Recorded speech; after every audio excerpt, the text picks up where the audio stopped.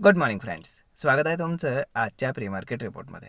तर मग चला सुरुवात करूयात आजच्या प्री मार्केट रिपोर्टला आणि जाणून घेऊयात की आजच्या मार्केटमध्ये काय होऊ शकतं ते. त्याआधी तुम्ही जर चॅनलवर नवीन असाल तर चॅनलला सबस्क्राईब करायला विसरू नका. आणि जर तुम्ही अजूनही तुमचं डीमॅट अकाउंट ओपन केलेलं नसेल तर डिस्क्रिप्शनमध्ये लिंक आहे, त्यावरती क्लिक करून आपलं डीमॅट अकाउंट देखील ओपन करायला विसरू नका. तर मग चला सुरुवात करूयात आजच्या या भागाला. तर मग मित्रांनो, सगळ्यात सुरुवातीला काल US मार्केटमध्ये काय झालं आहे ते आपण जाणून घेऊयात. तर US मार्केट हे पॉझिटिव्ह क्लोज झालेलं आहे ऑलमोस्ट अर्ध्या टक्क्याच्या आसपास. ओके, तर त्याच्यामागे बेसिकली रिझन असं आहे की तिथे काल मार्केट वोलाटाईल होतं, परंतु मार्केट तिथे पॉझिटिव्ह क्लोज होण्यामागचं एक कारण महत्त्वाचं आहे.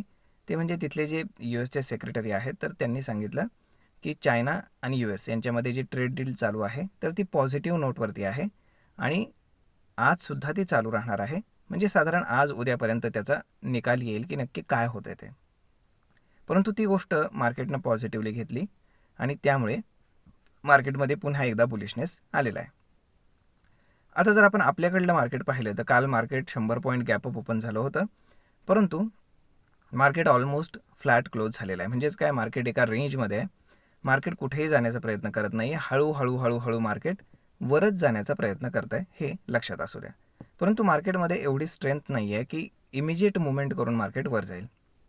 त्याचं कारण आहे ते म्हणजे मार्केटकडे कुठलाही असा ट्रिगर पॉईंट आत्ता तरी नाही आहे की जेणेकरून मार्केटमध्ये एक आपण काय म्हणतो की रॅली, आपल्याला एक सडन रॅली पाहायला मिळेल.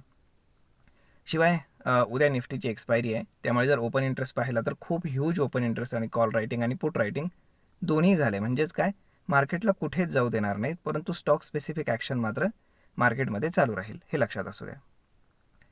जर आपण ग्लोबल मार्केट्स जर पाहिले तर मोस्टली मार्केट्स पॉझिटिव्ह आहेत. जर आपण कालचा FIS DIचा डेटा जर पाहिला तर FISनं 2,300 कोटींचं बाईंग केलं आहे. त्याच्या अगेन्स्ट डोमेस्टिक इन्स्टिट्यूशन्सनं सुद्धा 1,100 कोटींचं बाईंग केलेलं आहे. त्यानंतर आपण जर इंडिया विक्स पाहिला तर इंडिया विक्स हा पुन्हा ड्रॉप झालेला आहे. म्हणजेच काय की मार्केटमध्ये मुवमेंट येण्याची पॉसिबिलिटी हळूहळू अजूनही कमी होत चाललेली आहे.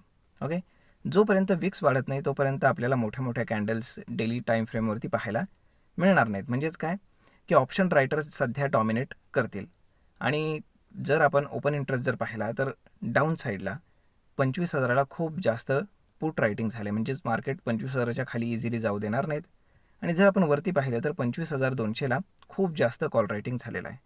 म्हणजेच काय की येणाऱ्या 2 दिवसासाठी, म्हणजे आज बुधवार आणि उद्या गुरुवार एक्सपायरी, या 2 दिवसासाठी मार्केट डाऊन साईडला 25,000, वरच्या साईडला 25,200 याच्या दरम्यानच मार्केट ठेवण्याचा मोस्ट लाईकली प्रयत्न केला जाणार आहे.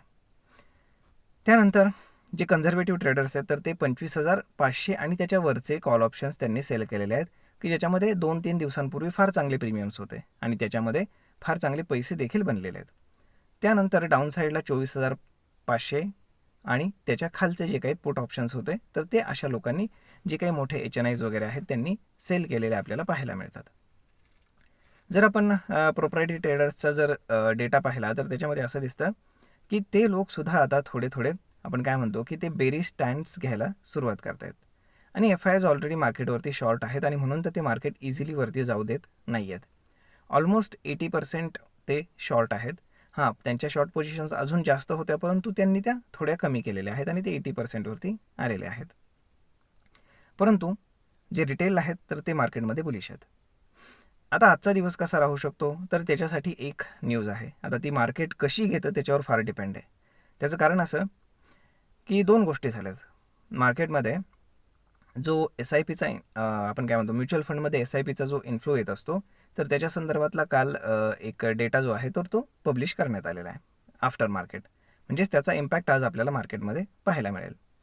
यामध्ये काय झालं आहे तर इक्विटी मार्केटमध्ये जे काही आपण काय म्हणतो की इन्फ्लो येतात, तर जे काही रिटेल लोक आहेत जे म्युच्युअल फंड खरेदी करतात तर ते इक्विटीमध्ये जे डायरेक्टली इन्व्हेस्ट करतात म्युच्युअल फंड्स, तर असे फंड्स ते घेत नाही आहेत.